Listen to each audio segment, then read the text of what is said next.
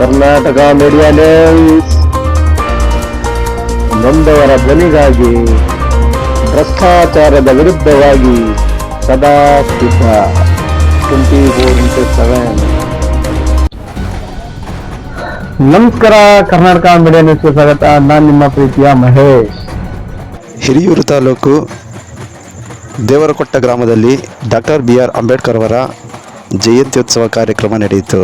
ಕಾರ್ಯಕ್ರಮಕ್ಕೆ ಆಗಮಿಸಿದ ಷಡಕ್ಷರಿ ಸ್ವಾಮೀಜಿ, TD ರಾಜಗಿರಿ ಹಾಗೂ ಮೊಳಕಾಲ್ಮೂರು ತಾಲೂಕಿನಿಂದ ವಕೀಲರು ಇನ್ನೂ ಮುಂತಾದ ಮುಖಂಡರುಗಳು ಆಗಮಿಸಿದ್ದರು. ಕಾರ್ಯಕ್ರಮದಲ್ಲಿ ಡಾಕ್ಟರ್ BR ಅಂಬೇಡ್ಕರ್ ಅವರ ವಿಚಾರವನ್ನು ಸಂಕ್ಷಿಪ್ತವಾಗಿ ಅರ್ಥೈಸಿದ ವಕೀಲರು ಮೊಳಕಾಲ್ಮೂರು ತಾಲೂಕಿನ ಪರಮೇಶ್ವರ್ ಅವರು.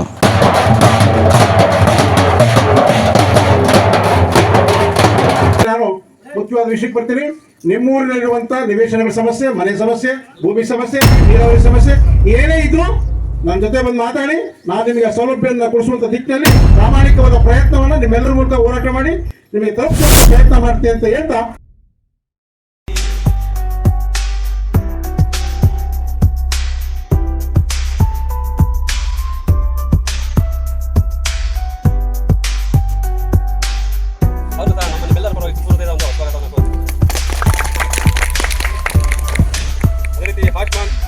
TD ರಾಜಗಿರಿ ರಾಜ್ಯಾಧ್ಯಕ್ಷರು, ಕರ್ನಾಟಕ ದಲಿತ ಸಂಘರ್ಷ ಸಮಿತಿ, ಇವರು ಸಹ ಕೇಳಿಕೊಂಡಾಗ ಇವರು ಸಹ ನಮ್ಮ ಕರೆಗೆ ಹೋಗ್ಬಿಟ್ಟು ನಮ್ಮ ಈ ಒಂದು ಕಾರ್ಯಕ್ರಮಕ್ಕೆ ಬಂದಿದ್ದಾರೆ. ನಮ್ಮ ನಿಮ್ಮೆಲ್ಲರ ಪರವಾಗಿ ಅವರಿಗೆ ತುಂಬ ಹೃದಯದ ಒಂದು ಸ್ವಾಗತವನ್ನು ಆಯುಷ್ಮಾನ್ ಪರಮೇಶ್ ಸಂಪನ್ಮೂಲ ವ್ಯಕ್ತಿ ಮೊಳಕಾಲ್ಮೂರು, ಇವರು ಸಹ ಈ ನಮ್ಮ ಒಂದು ಕಾರ್ಯಕ್ರಮಕ್ಕೆ ವಿಶೇಷ ರೀತಿಯಾಗಿ ಸಂಪನ್ಮೂಲ ವ್ಯಕ್ತಿಯಾಗಿ ಆಗಮಿಸಿದ್ದಾರೆ. ಇವರು ಸಹ ನಮ್ಮ ನಿಮ್ಮೆಲ್ಲರ ಪರವಾಗಿ ನಮ್ಮ ಹುಡುಗರ ಪರವಾಗಿ ಮುಖ್ಯ ಅತಿಥಿಗಳಾಗಿ ಗುಡ್ಡಪ್ಪ ವೃತ್ತ ನಿರೀಕ್ಷಕರು ಬರಬೇಕಾಯ್ತು.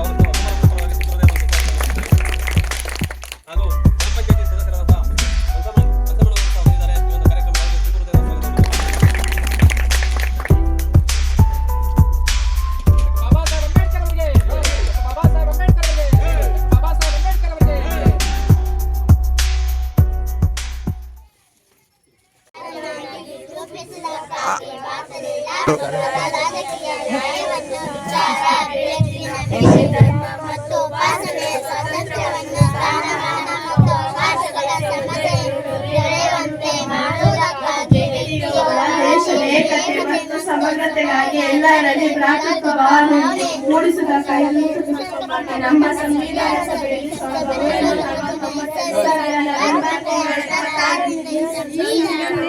ನಾವು ಅಂಬೇಡ್ಕರ್ ಬಗ್ಗೆ ತುಂಬ ಹೇಳೋದಿದೆ, ಆದರೆ ತುಂಬ ಕೇಳಿ ನಾವು ಅದನ್ನು ಮನಸ್ಸಿಗೆ ಗಮನಕ್ಕೆ ತೆಗೆದುಕೊಳ್ಳೆ ಹೋದರೆ ತುಂಬ ಹೇಳಿದ್ದು ವೇಸ್ಟ್ ಆಗುತ್ತೆ, ವ್ಯರ್ಥ ಆಗುತ್ತೆ. ಅದಕ್ಕೆ ಚಿಕ್ಕದಾಗಿ ಸ್ಫುಟವಾಗಿ ಸ್ವಲ್ಪವಷ್ಟೇ ನಾವು ಹೇಳಲಿಕ್ಕೆ ಇಷ್ಟಪಡ್ತೀವಿ. ನಮ್ಮ ಹನುಮಂತರಾಯ ನಮಗೆ ಫೋನ್ ಮಾಡಿ ನೀವು ಬರಲೇಬೇಕು ಸ್ವಾಮೀಜಿ ಅಂತ ಹೇಳಿದ್ದಕ್ಕೆ ಈ ಊರಿನ ಮತ್ತು ನಿಮ್ಮನ್ನೆಲ್ಲ ನೋಡುವಂಥ ಅವಕಾಶ ಮಾಡ್ತಿದ್ದಾರೆ ಹನುಮಂತರಾಯ. ಹಾಗಾಗಿ ಹನುಮಂತರಾಯಿ ಮತ್ತು ತಂಡಕ್ಕೆ ಒಂದು ಚಪ್ಪಾಳೆ ಹೊಡಿಬೇಕು. ಮತ್ತು ಈ ಕಾರ್ಯಕ್ರಮದಲ್ಲಿ ಅಂಬೇಡ್ಕರ್ ಜಯಂತಿ ಅಂತ ಮಾಡ್ತಾರೆ. ಏನಕ್ಕೆ ಮಾಡಬೇಕು, ಏನಿದು ಇಷ್ಟೊಂದು ಪ್ರಸಿದ್ಧಿ ಪಡೆದಿದೆ ಅಂದರೆ, ಅಂಬೇಡ್ಕರ್ ಅನ್ನೋ ವ್ಯಕ್ತಿ ನಿಮ್ಮ ಹಾಗೆ ಇರುವಂಥ ಜಾತಿಯಲ್ಲಿ ಹುಟ್ಟಿದಂಥ ವ್ಯಕ್ತಿಗಳು. ಅವರು ಸಾಧನೆ ಮಾಡಿ ಜಾತಿಯನ್ನೇ ಕಳೆದುಬಿಟ್ರು. ಅಂದರೆ ಆ ಜಾತಿಯಲ್ಲಿ ಯಾರು ಕಂಡಿಡಿಯಕ್ಕಾಗಲ್ಲ ಅವ್ರನ್ನ. ಅವರು ಶೋಷಿತ ಸಮುದಾಯದವರು, ಪರಿಶಿಷ್ಟ ಜಾತಿಯವರು, ಅವ್ರು SC ಅಂತ ಅವಾಗ ಹೇಳೋರು. ಅವ್ರು ಚಿಕ್ಕವರಿದ್ದಾಗ ಅವ್ರು ತುಂಬ ಓದ್ಕೊಂಡು ದೊಡ್ಡ ದೊಡ್ಡ ಪದವಿಗಳನ್ನು ಪಡೆದು ಪ್ರಪಂಚದಲ್ಲಿ ಎಲ್ಲೆಲ್ಲಿ ಒಳ್ಳೆ ವಿಶ್ವವಿದ್ಯಾಲಯ ಆಯಿತು ಅಲ್ಲೆಲ್ಲ ಚೆನ್ನಾಗಿ ಓದ್ಕೊಂಡು ದೊಡ್ಡ ಪದವಿಯನ್ನು ಕಳಿಸಿದಂಥ ಪ್ರಪಂಚದಲ್ಲೇ ಈ ಜಗತ್ತಿನಲ್ಲಿ ಏಕೈಕ ವ್ಯಕ್ತಿ ಅಂದರೆ ಅಂಬೇಡ್ಕರ್ ಅವರು.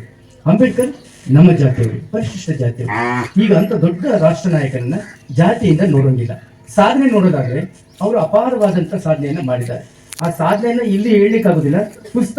ಅವರ ಪುಸ್ತಕವನ್ನ ನೀವು ಓದಿ, ಈಗಿನ ಕಾಲದ ಮಕ್ಕಳು, ಈಗಿನ ಕಾಲದ ಯುವಜನರು ಅವರ ಸಾಧನೆ ಸಿದ್ಧಿಗಳು, ಅವರು ಪಡೆದಂಥ ಸಂಕಷ್ಟಗಳು, ಅನುಭವಿಸಿದಂಥ ನೋವುಗಳು, ಆಗ ಅಸ್ಪೃಶ್ಯತೆ ಇದ್ದಿದ್ದಲ್ಲಿ ಹೇಗೆ ಅವ್ರ ಕುಟುಂಬ ನಲಿಬಿಡ್ತು ಬೇರೆ ಜನರಿಂದ ಅನ್ನೋದು ಆಗಿನ ಕಾಲದಲ್ಲಿ, ಅದೆಲ್ಲ ನೀವು ಓದ್ಕೊಂಡಾಗ ಏನಾಗುತ್ತೆ, ನಿಮ್ಮಲ್ಲಿ ಒಂದು ಛಲ ಬರುತ್ತೆ. ಛಲ ನನ್ನ ಸಮುದಾಯದ ಯುವಕರಿಗೆ ಮತ್ತು ಮಕ್ಕಳಿಗೆ ಬರಬೇಕು. ಯಾವಾಗ ಛಲ ಇರ್ತದೆ, ಅವ್ರಿಗೊಂದು ಗುರಿ ಇರುತ್ತೆ. ಆ ಛಲ ಮತ್ತು ಗುರಿ ಇದ್ದಾಗ ಏನಾಗುತ್ತೆ, ಆ ಛಲದಿಂದ ಸಾಧನೆ ಮಾಡಬಹುದು ಅನ್ನುವಂಥದ್ದು ಮನಸ್ಸಿಗೆ ಬರುತ್ತೆ. ಅದಕ್ಕೆ ಈಗಿನ ಕಾಲದ ಮಕ್ಕಳಿಗೆ ಪ್ರೇರಕರಾಗಿ ನೀವು ಅಗಲ ಮಾಡಬೇಕಾಗ್ತದೆ. ಒಂದು ಟೈಟಲ್, ಒಂದು ಪದ ಇದೆ ಇಲ್ಲಿ, ವಿಶ್ವ ಜ್ಞಾನೋತ್ಸವ ಅಂತ. ಯಾಕೆಂದ್ರೆ ಯಾರು ತಳ ಸಮುದಾಯದಲ್ಲಿ ಇರ್ತಾರೆ ಅವರು ಮಹಾಜ್ಞಾನಿಗಳು, ಅಥವಾ ಯಾರು ಮಹಾಜ್ಞಾನಿಗಳಿರ್ತಾರೆ ಅವರೆಲ್ಲ ತೀರ ಹಿಂದುಳಿದವರು, ದಲಿತರು, ಭಾರಿ ತಳ ಸಮುದಾಯದ ಜನ.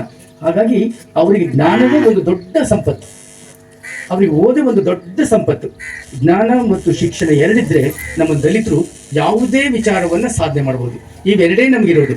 ಈಗ ಹಣ ಇರೋದಿಲ್ಲ, ಅದು ಕರಗೋಗ್ಬಿಡುತ್ತೆ. ಈಗಿನ ಕಾಲದಲ್ಲಿ, ಹೊಸ ಕಾಲದಲ್ಲಿ ಹಣ ಬರೋದು ಹೋಗೋದು ಅದು ಸರ್ವೇ ಸಾಮಾನ್ಯ. ಆದರೆ ನಮ್ಮ ಹುಡುಗರು, ದಲಿತ ಸಮುದಾಯದ, ನನ್ನ ಸಮುದಾಯದ ಮಕ್ಕಳು, ವಿದ್ಯಾರ್ಥಿಗಳು ಹಣದ ಹಿಂದೆ ಹೋಗದೆ ಶಿಕ್ಷಣ ಮತ್ತು ಜ್ಞಾನದ ಹಿಂದೆ ಹೋದಾಗ ನಿಮಗೆ ಹಣ ತಂತಾನಾಗೆ ಬರುತ್ತೆ. ಹಣ ಬಂದರೆ ನೀವು ಆರ್ಥಿಕವಾಗಿ ಸಬಲರಿರ್ತೀರ. ಆರ್ಥಿಕವಾಗಿ ನೀವು ಸಬಲರಿದ್ದಂದ್ರೆ ನಿಮ್ಮ ಕುಟುಂಬ ಚೆನ್ನಾಗಿ ನೋಡ್ಕೊಳ್ತಾರೆ. ಅದೇ ಯಾವ ಕುಟುಂಬ ಚೆನ್ನಾಗಿದೆ ಅಂದ್ರೆ ಶಿಕ್ಷಣ ಜ್ಞಾನ ಹೊಂದಿ ಉದ್ಯೋಗವನ್ನ ಯಾವ ಕುಟುಂಬ ತಗೊಳ್ಳಂತ ಆ ಕುಟುಂಬ ಎಲ್ಲ ಚೆನ್ನಾಗಿದೆ. ಇವತ್ತಿಗೂ ನಮ್ಮ ಕುಟುಂಬದಲ್ಲಿ, ನಮ್ಮ ಈ ಸಮುದಾಯದ ಕುಟುಂಬದಲ್ಲಿ ಎಲ್ಲವೂ ಬಡತನದ ಕುಟುಂಬಗಳೇ. ಆದರೆ ಅದನ್ನೇ ಹೇಳ್ಕೊಂಡು ಮುಂದಿನ ಹುಡುಗರಿಗೆ, ನಿಮ್ಮ ಮಕ್ಕಳಿಗೆಲ್ಲ ಬಡವರು, ನಾವು ಹಿಂದುಳಿದಿದ್ದೀವಿ ಅನ್ನೋದಕ್ಕಿಂತ ಒಂದು ಹೊಸ ಅವರಿಗೆ ಹೇಳ್ಕೊಡ್ಬೇಕು ಪಾಠ.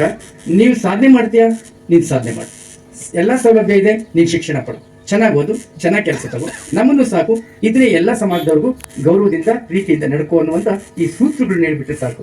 ಒಟ್ಟಾರೆ ನಮ್ಮ ಹುಡುಗರೇನಿದ್ದಾರೆ, ಈ ಶೋಷಿತ ಸಮುದಾಯದವರು, ಈ ಪರಿಶಿಷ್ಟ ಜಾತಿಯವರು, ಅದರಿಗೆ ನನ್ನ ಈ ಬಂಧುಗಳು ಶಿಕ್ಷಣನ ಕೊಡಿಸೋಕ್ಕೆ ಪ್ರಯತ್ನ ಮಾಡಬೇಕು.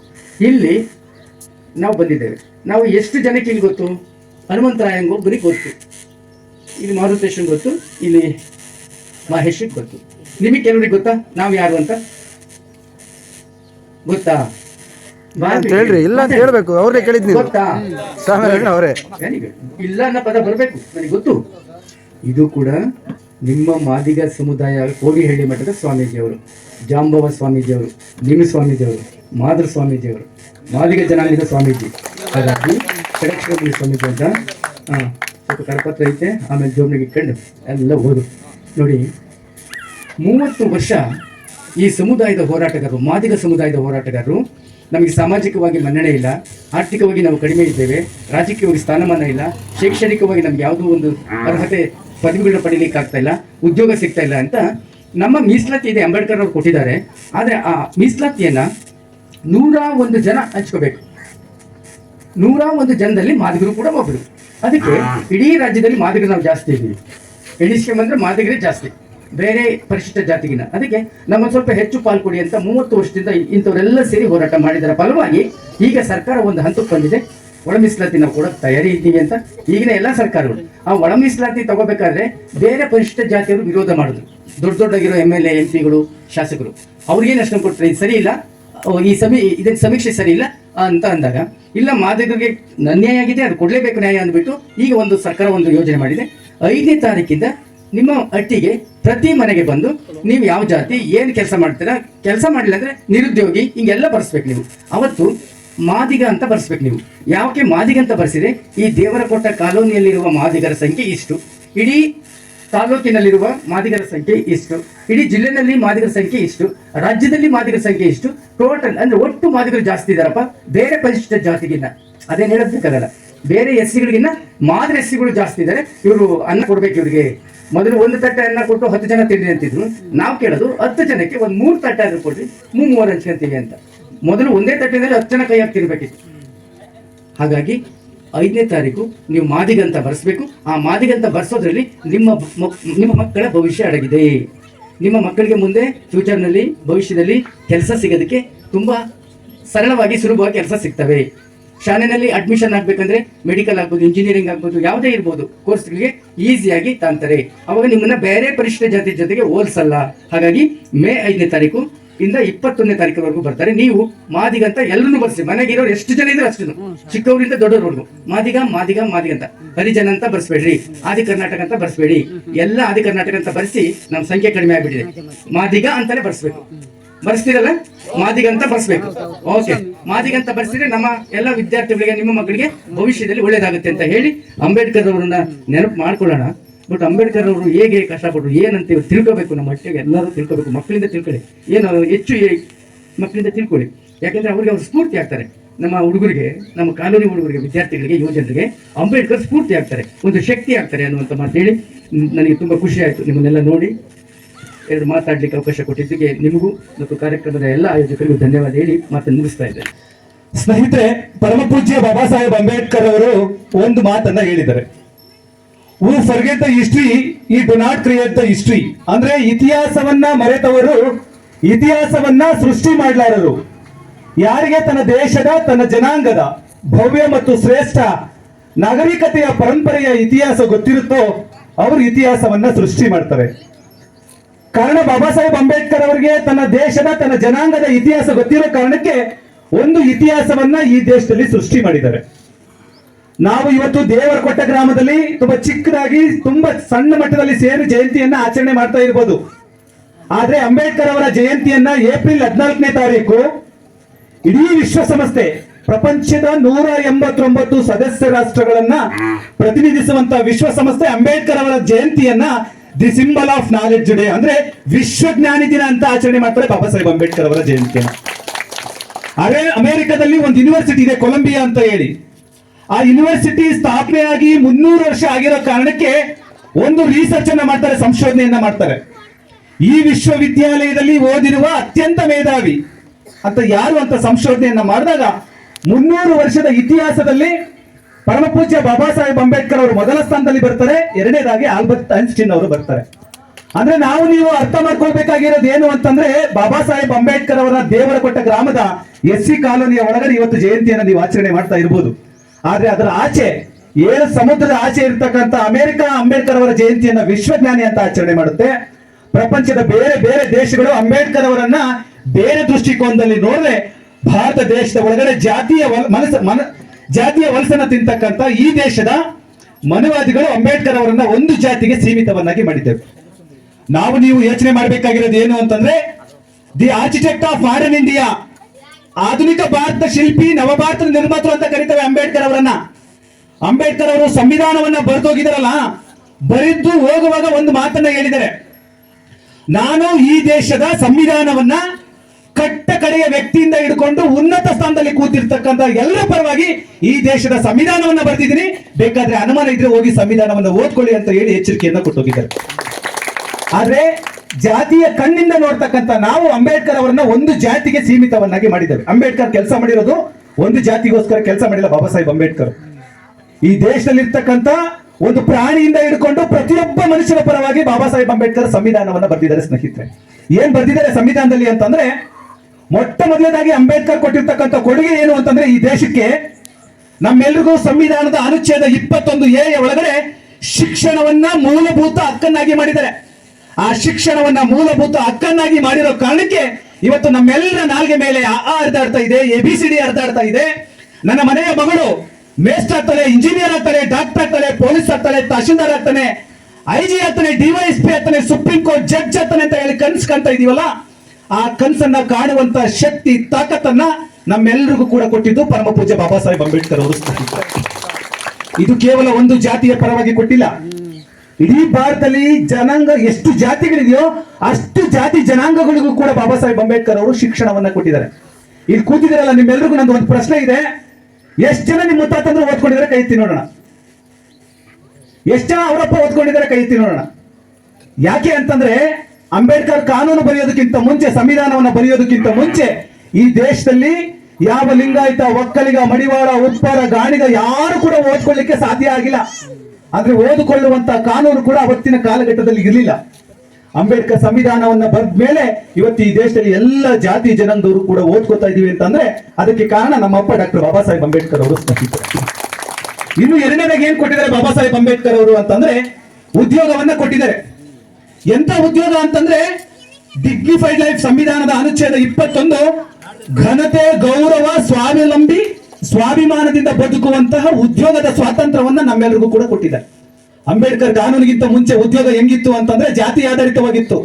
ಚಮ್ಮಾರ ಚಪ್ಪಲಿ ಹೊಲಿಬೇಕು, ಮಡಿವಾಳ ಬಟ್ಟೆ ಒಗಿಬೇಕು, ಗಾಡಿಗೆ ಎಣ್ಣೆ ತೆಗಿಬೇಕು, ಕುರುಬ ಕುರಿ ಕಾಯಬೇಕು, ಒಕ್ಕಲಿಗ ಭೂಮಿ ಉಳುಮೆ ಮಾಡಬೇಕು, ಹಿಂಗಿತ್ತು ಕಾನೂನು. ಆದ್ರೆ ಅಪ್ಪ ಅಂಬೇಡ್ಕರ್ ಅವರು ಸಂವಿಧಾನವನ್ನ ಬರೆದ ಮೇಲೆ ನೀವು ಯಾವುದೇ ಜಾತಿಯಲ್ಲಿ ಹುಟ್ಟಿರ್ಲಿ, ಯಾವುದೇ ಧರ್ಮದಲ್ಲಿ ಹುಟ್ಟಿರ್ಲಿ, ನಿಮಗೆ ಇಷ್ಟ ಬಂದ ಉದ್ಯೋಗವನ್ನ ಆಯ್ಕೆ ಮಾಡುವಂತಹ ಸ್ವಾತಂತ್ರ್ಯವನ್ನ ಪರಮ ಪೂಜ್ಯ ಬಾಬಾ ಸಾಹೇಬ್ ಅಂಬೇಡ್ಕರ್ ಅವರು ಎಲ್ಲ ಜಾತಿ ಜನಾಂಗಗಳಿಗೂ ಕೂಡ ಕೊಟ್ಟಿದ್ದಾರೆ. ಆ ಕಾರಣಕ್ಕೆ ಇವತ್ತು ನಾನು ವಕೀಲನಾಗಿ ನಿಮ್ಮ ಮುಂದೆ ಮಾತಾಡ್ತಾ ಇದ್ದೀನಿ. ಇವರೆಲ್ಲರೂ ಕೂಡ ಇಲ್ಲಿ ವೇದಿಕೆ ಮೇಲೆ ಕೂತ್ಕೊಳ್ಳಿಕ್ಕೆ ಸಾಧ್ಯ ಆಗಿರೋದು ಬಾಬಾ ಸಾಹೇಬ್ ಅಂಬೇಡ್ಕರ್ ಅವರ ಸಂವಿಧಾನದಿಂದ ಸ್ನೇಹಿತರೆ. ಇನ್ನು ತುಂಬಾ ಜನ ಮಹಿಳೆಯರಿದ್ದೀರಿ. ಬಾಬಾ ಸಾಹೇಬ್ ಅಂಬೇಡ್ಕರ್ ಅವರು ಮಹಿಳೆಯರಿಗೆ ಏನ್ ಕೊಟ್ಟಿದ್ದಾರೆ? ಇಂಚೆ ಅಂಬೇಡ್ಕರ್ ಸಂವಿಧಾನಕ್ಕಿಂತ ಇಂಚೆ ಹೆಣ್ಮಕ್ಳ ಬದುಕು ಹೇಗಿತ್ತು ಈ ದೇಶದಲ್ಲಿ ಅಂತಂದ್ರೆ, ಪಶು ಪಕ್ಷಿಗಳ ತರ, ಪ್ರಾಣಿಗಳ ತರ, ನರಿ ನಾಯಿಗಳಿಗಿಂತಲೂ ಕೂಡ ಹೀನಾಯವಾದಂತ ಬದುಕು ನಮ್ಮ ತಾಯಂದ್ರು ಬದುಕಿದ್ದಾರೆ. ಎದೆಯ ಮೇಲ್ಭಾಗಕ್ಕೆ ಬಟ್ಟೆ ಹಾಕುವ ಸಣ್ಣ ಸ್ವಾತಂತ್ರ್ಯ ಕೂಡ ನಮ್ಮ ದೇಶದ ತಾಯಂದ್ರಿಗೆ ಇರಲಿಲ್ಲ. ತನ್ನ ಮಕ್ಕಳಿಗೆ ಹಾಲು ಕುಡಿಸ್ಬೇಕು ಅಂದ್ರೂ ಕೂಡ ಹಾಲು ಕುಡಿಸ್ಲಿಕ್ಕೂ ಕೂಡ ತೆರಿಗೆಗಳನ್ನ ಕಟ್ಟಬೇಕಾಗಿತ್ತು. ಅಂತ ಅನಿಷ್ಟವಾದಂತ ಪದ್ಧತಿ, ಕಾನೂನು ಅವತ್ತಿನ ಕಾಲಘಟ್ಟದಲ್ಲಿ ಇತ್ತು ಅಂಬೇಡ್ಕರ್ ಸಂವಿಧಾನವನ್ನ ಬರೆಯೋದಕ್ಕಿಂತ ಮುಂಚೆ.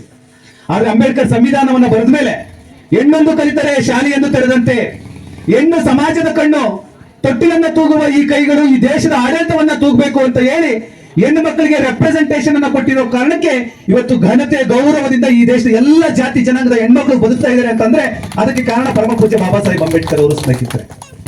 ತನಗೆ ಇಷ್ಟ ಬಂದ ಗಂಡನನ್ನ ಆಯ್ಕೆ ಮಾಡುವ ಸಣ್ಣ ಸ್ವಾತಂತ್ರ್ಯ ಈ ದೇಶದ ಹೆಣ್ಣು ಮಕ್ಕಳಿಗೆ ಇರಲಿಲ್ಲ.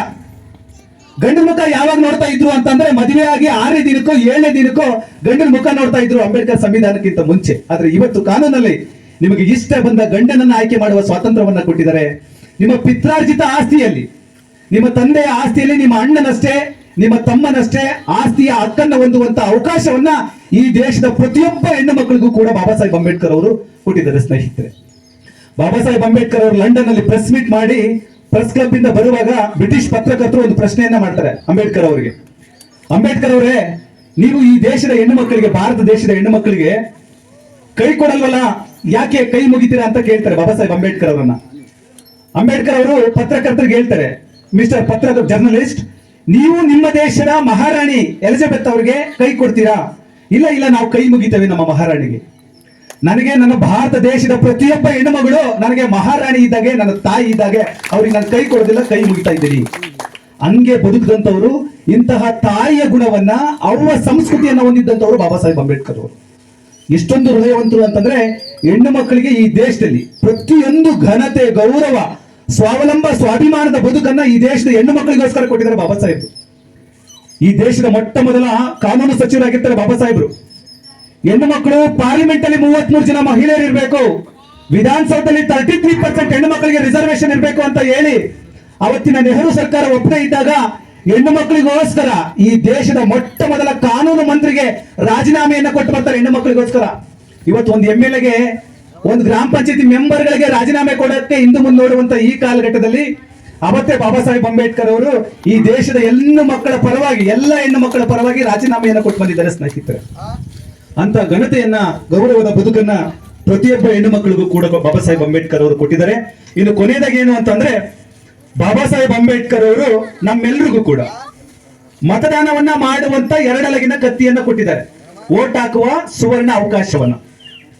ಅಂಬೇಡ್ಕರ್ ಕಾನೂನಿಗಿಂತ ಮುಂಚೆ ವೋಟ್ ಹಾಕೋ ಹಕ್ಕು ಯಾರಿಗಿತ್ತು ಅಂತಂದ್ರೆ ಸ್ನೇಹಿತರೆ, ಯಾರು ಪದವಿಗಳನ್ನ ಓದ್ಕೊಂಡಿದ್ರು, ಯಾರು ತೆರಿಗೆಗಳನ್ನ ಕಟ್ತಾ ಇದ್ರು, ಯಾರು ಜಮೀನ್ದಾರ ಇದ್ರು, ಅಂದ್ರೆ 100 ಎಕರೆ ಜಮೀನನ್ನ ಹೊಂದಿದ್ದಂತವ್ರಿಗೆ, ಡಿಗ್ರಿಗಳನ್ನ ಓದ್ಕೊಂಡಿದ್ದವರು, ಅಂದ್ರೆ ಯಾರು ತೆರಿಗೆಗಳನ್ನ ಕಟ್ತಾ ಇದ್ರು ಅವ್ರಿಗೆ ಮಾತ್ರ ವೋಟ್ ಹಾಕ್ತಕ್ಕಂತ ಹಕ್ಕು ಈ ದೇಶದಲ್ಲಿ 3 ಜನಕ್ಕೆ ಮಾತ್ರ ಇತ್ತು.